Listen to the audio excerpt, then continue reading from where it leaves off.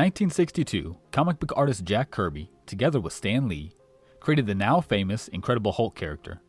When asked how the character was originally imagined, Kirby said that in 1962, he watched a mother lift a car off of her trapped child. Witnessing this incredible feat of strength made him believe that we are all capable of much more than we think we are, and inspired the creation of the adrenaline-fueled, inhumanly strong Incredible Hulk. Though rare, this type of extreme strength in emergency situations, known as hysterical strength, has actually been reported many times. A more recent example happened in 2012, when 22-year-old Lauren Karnacki found her father unresponsive and trapped beneath his car after it had slipped off of the jack. In a rush of panic and determination, she dashed to the car, picked up one side, and shoved the car back with everything she had. So the question is, what physiological mechanism is allowing this extreme level of strength, and can it be trained to be used at will? While there is still much more to be learned about hysterical strength, much of its mystery has already been solved, and many of these insights can be introduced into anyone's training. In this video, we will go over 4 ways to incorporate these principles into your own training routine, and use 4 world-class athletes to showcase each principle. The first of these is powerlifter Julius Maddox. Maddox is the world record holder in the raw bench press with an unbelievable official lift of 783 pounds. Maddox clearly represents an elite class of strength athlete. However, powerlifters in general are well known for developing high levels of strength. This is due to the phenomenon of motor unit recruitment, in which the nervous system regulates what percentage of muscle fibers any muscle is allowed to use at a given time. This is done in order to protect the joints from the damage that could be caused by using all of one's available strength at once. The percentage of muscle fibers that can be voluntarily used can vary greatly, from anywhere between 20 and 85%, depending on the muscle in question and the level of training of the individual. Powerlifters are known to use a much higher percentage of this available muscle than the average lifter. When you try to lift something, the body allows you to activate the number of motor units it feels are necessary to complete the task. The motor units are groupings of muscle fibers all controlled by the same nerve. The simplest way to adapt the body to level up how many motor units you can consciously use is to lift heavy weights that are near your max on a regular basis, such as powerlifters do. When Julius Maddox bench presses 300 pounds, he may only activate 30% of his available motor units. Yet when benching 783 pounds, he is activating nearly 100% of the motor units that his body will allow. This maximum number of usable motor units is known as the MVC, or maximum voluntary contraction, which even in the most highly trained individuals is usually never more than 85% even in the best circumstances. However, even the MVC can be increased with the right methods of training. Plyometric training has been shown to have a very positive effect on MVC. A great example of this is legendary high-flying slam dunk artist Vince Carter. In the 2000 Olympic Games, in what has now become known as the Dunk of Death, Carter, who weighs 220 pounds, jumped over the top of a 7'2" Frenchman, Frederick Weiss, to complete possibly the greatest posterizing dunk of all time. His incredible ability to jump so powerfully is based off of the explosive strength capacity of his muscles, tendons, and fascia, though for the purposes of this video, we will just be covering the muscular effects. To understand the effects of plyometric training, it's important to understand that every muscle has a number of sensory fibers, known as muscle spindles.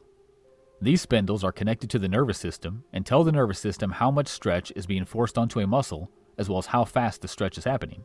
The nervous system then decides how many motor units of muscle it will give you access to, based mostly off the information from these muscle spindles, and occasionally it may even exceed the MVC if it seems absolutely imperative. As an example, a 175-pound athlete may max out a quarter squat at 350 pounds, utilizing close to his MVC. But if the same athlete jumps off a 2-foot box, the ground forces experienced on impact can be over 600 pounds.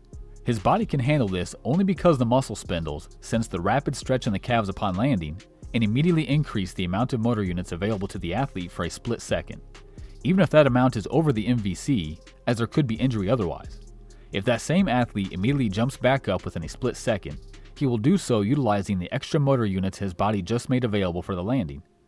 Doing plyometric exercises on a regular basis has been shown to gradually increase the maximum voluntary activation of the athlete, though as opposed to the powerlifter, these extra motor units will mostly be available only during explosive contractions, as the body tends to be specific in its adaptations. In the case of Vince Carter's Dunk of Death, he operated plyometrically by dropping his body low by making his second to last step an extra long stride during his run-up. This is known as the penultimate step and allowed him to hit the ground hard and fast.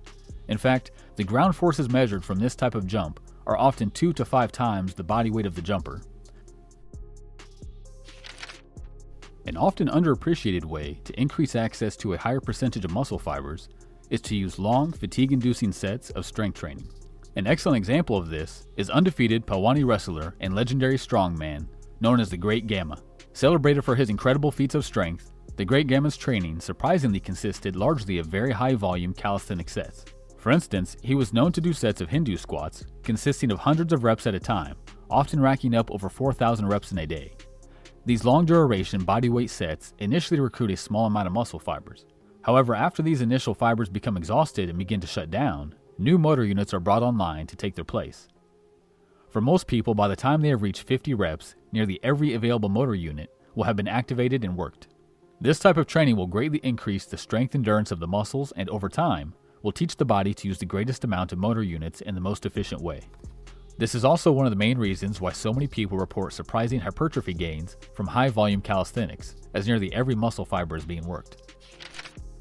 And lastly, and perhaps most interestingly, there are simple mental techniques that can be used to immediately increase the number of muscle fibers being actively used at any given time. Studies have shown that taking time to become focused on the muscles about to be used before exercise, known as mental grounding or embodiment, can actually increase motor control and motor unit recruitment to a significant degree. This works even better when you visualize the successfully completed exercise just before you perform it, which has been observed to activate and warm up the needed neural pathways before you even start the exercise. Positive moods, as well as positive and intense emotional states, have also been shown to cause an increase in motor unit recruitment. An athlete who has taken full advantage of these mental strategies is 2017 World's Strongest Man winner Eddie Hall, who in 2016 set the world deadlift record with an incredible lift of 500 kilograms. To push himself to new strength levels, Eddie imagined the scenario multiple times before even showing up, and even visualized lifting a car off of his children during the lift in order to recruit as many muscle fibers as humanly possible. This is a fascinating topic, and unfortunately there isn't enough time to do a real deep dive and cover all aspects of it in one short video. But I hope this has given you some actionable steps you can take in your own training if you'd like to experience these types of training adaptations. If you enjoyed the video, be sure to like, subscribe, and hit the notification bell to be notified of future videos. Leave questions or comments in the comment section down below, and until next time, keep moving, my friends.